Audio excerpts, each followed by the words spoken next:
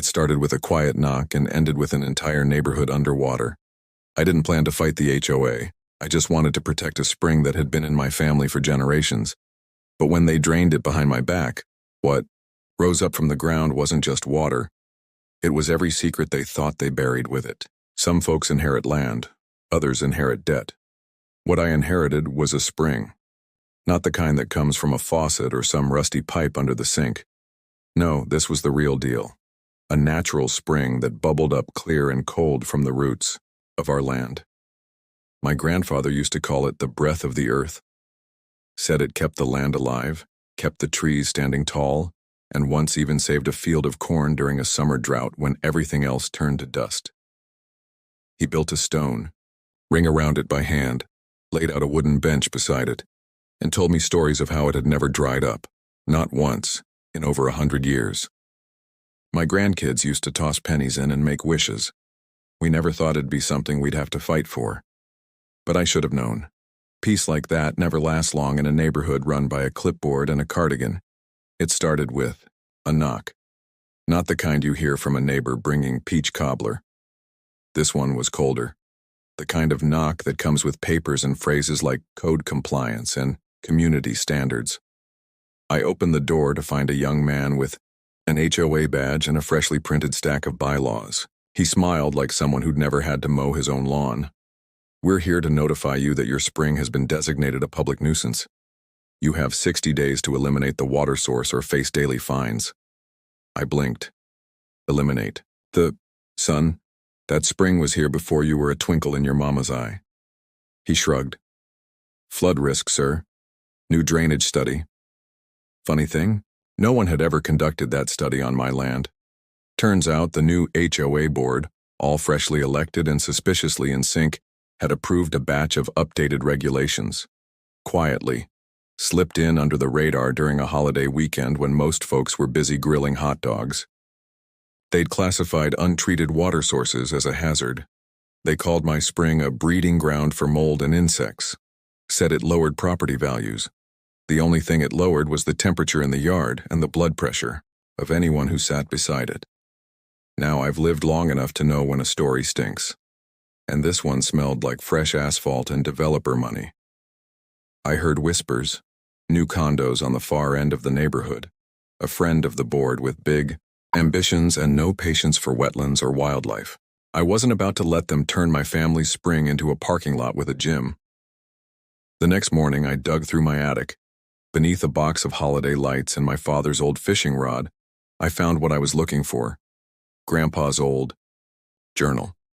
Inside was a map, hand-drawn, water-stained, but still legible. It showed the spring, not as an isolated pool, but as the mouth of a network of natural channels beneath the neighborhood. What he called the underbreath.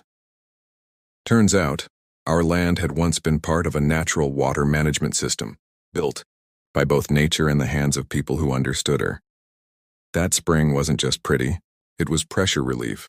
If the land got too full after storms or snowmelt, that spring was where the water whispered its way out. Block it, and that water would find somewhere else to go. Somewhere not so peaceful. A week later, I caught the first signs of trouble. I woke up early like I always do. Coffee, radio, read the obituaries, not out of morbid curiosity, but because I like to be the one to say, made it another day longer than old Walt. But that morning, something was off. I heard buzzing, like a hive of bees with chainsaws. I stepped outside to find men in reflective vests setting up pumps around the spring. A drone buzzed overhead. Victoria, the HOA president, stood nearby holding a tablet, wearing boots too, clean to have touched soil. "We're conducting a preliminary removal," she said, not even looking at me. I stepped between her and the spring. "That water's on my land." She smiled, but it didn't reach her eyes. "And the board has authority under Emergency Mitigation Code. You should have read the bylaws, Mr. Cole." What I wanted to say couldn't be repeated in front of my grandkids, so instead, I picked up my phone and started recording. They drained it, pulled every drop from the ground like they were sucking the soul out of it. By dusk, all that was left was a muddy scar and the faint smell of wet stone. That night, the first basement flooded. 2 blocks down, a young couple posted online that their new nursery had filled with 2 inches of water overnight. Blamed the city. Insurance wouldn't touch it. I didn't say anything, yet. Then it happened again, and again.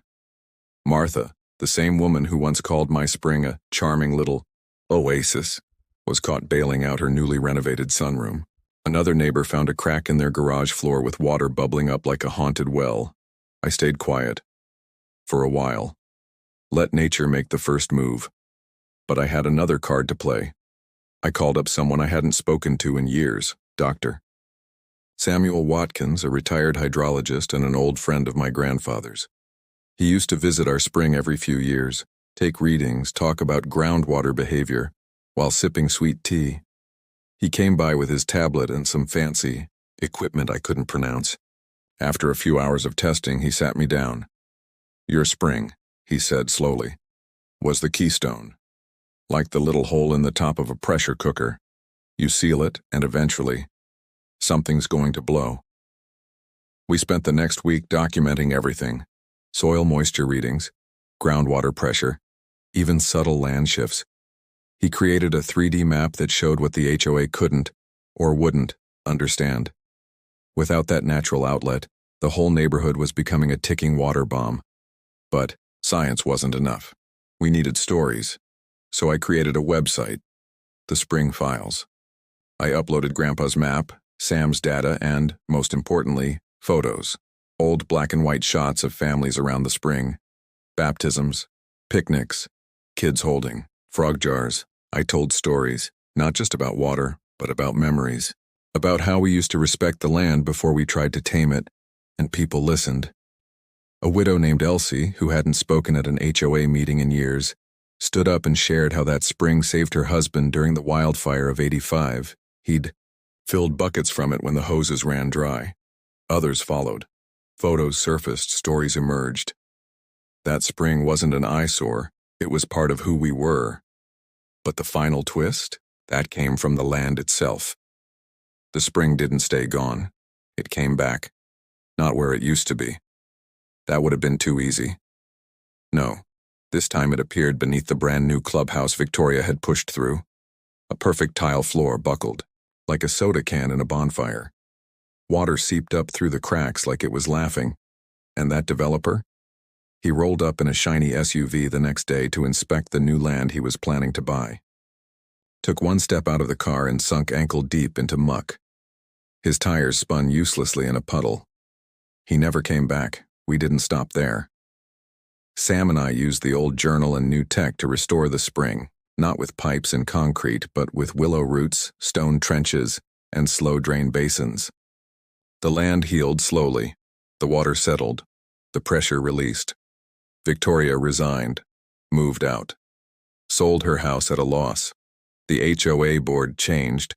New rules were voted in, real community rules made by people who knew each other by name, not title. We planted a plaque beside the spring. It reads, "Let nature breathe, let memory flow, let wisdom rise like water." These days, kids toss coins again. The water sings. And I sit on that same bench my grandfather built, sipping my coffee and listening. Because if there's one thing I've learned through all of this, it's this. You can build fences and pass laws and wave clipboards in the air, but when you disrespect the land, eventually the land answers back, and brother, it don't whisper, it roars.